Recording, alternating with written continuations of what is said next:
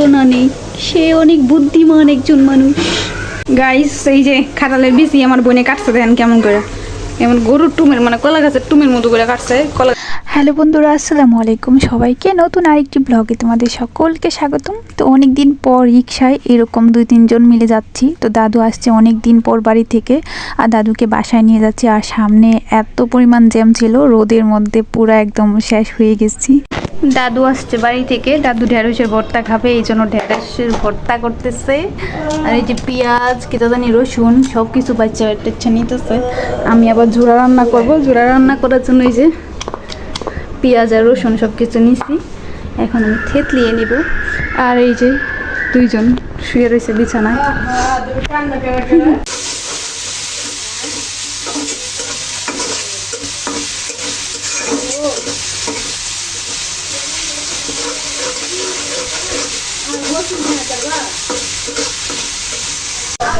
ঝোড়া রান্না করবো আজকে সারাদিন বাসায়। অনেক অনেক রোদ উঠছে, বাইরে অনেক গরম। আর দুপুরে রান্নার জন্য এটা আমরা প্রস্তুতি নিচ্ছি। এখন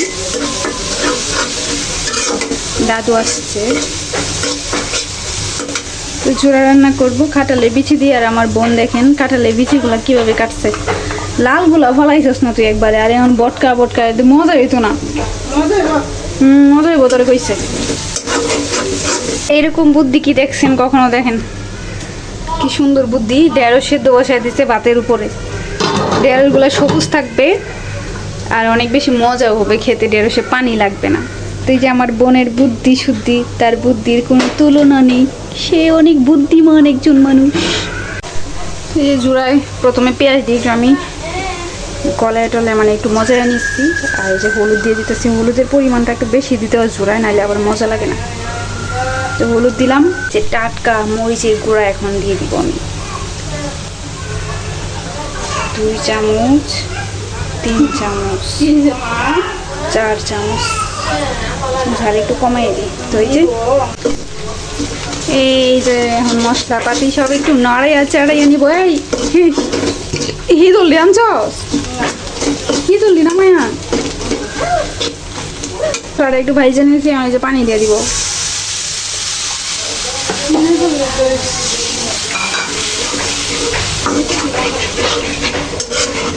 দাদু চূড়া খাইবো, ঢেঁড়সের ভর্তা খাইবো, সে নাকি মাংস ভাত একদমই খাবে না, পছন্দ করে না। যার জন্য এইগুলোই রান্না করতেছি আজকে। গাইস, এই যে খাটালের বিচি আমার বোনে কাটছে, দেখেন কেমন করে, এমন গরুর টুমের মানে কলা গাছের টুমের মতো করে কাটছে। কলা গাছের টুমগুলো আমরা দিয়ে দিলাম আজকে। কলা গাছের টুম দিয়া ও ময়লার গাড়ি যাইতেছে শব্দ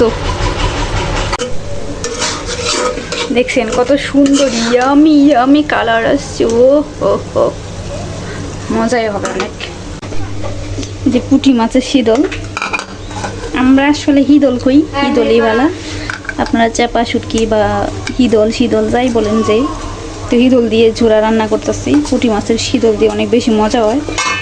ভালো করে একটু ধুয়ে নিব আমি এখন।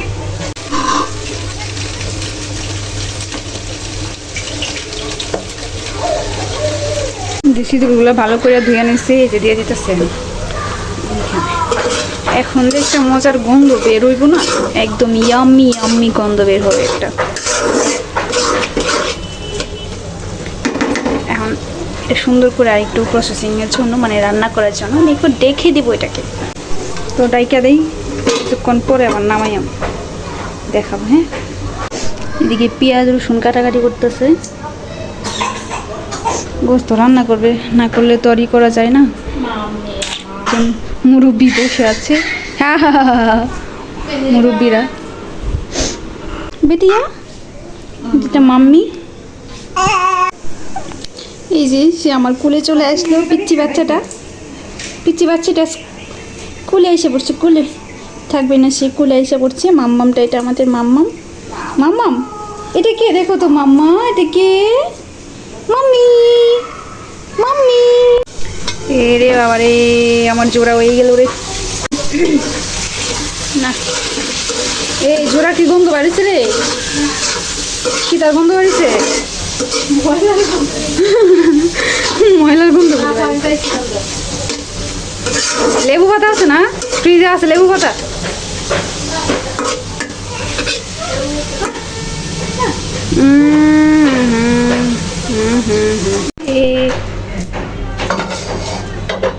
ঢেঁড়স সিদ্ধ হয়ে গেছে গা। ঢেঁড়স সিদ্ধ হয়েছে না তো, সিদ্ধ হয়েছে না।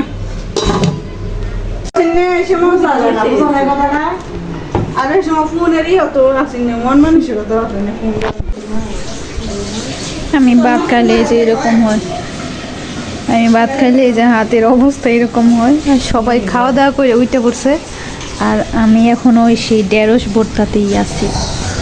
এই আর কি অবস্থা। তো ভিডিওটা যদি ভালো লাগে অবশ্যই like comment share and subscribe করে দিবেন।